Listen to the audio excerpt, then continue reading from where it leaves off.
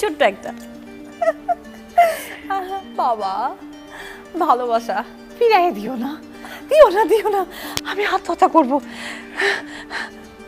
তখন বাবা এসে বলে, আত্মহত্যা করবি? তা হাঁপাস কেন?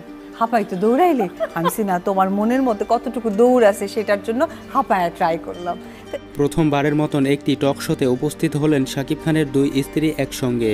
এতক্ষণ অপু বিশ্বাসের অভিনয় দেখলেন পাশে বসে বুবলি। এবারে জানতে চাওয়া হয় বুবলির কাছে শাকিব কিসে বেশি খুশি হয়। কি করবো, বাট সে কখনো বোর ফিল করে না, মানে অলওয়েজ। মানে শাকিব খান শপিং করতে পছন্দ করে? পছন্দ তো ডেফিনেটলি করে, কিন্তু দারুণ। সময় পায় না।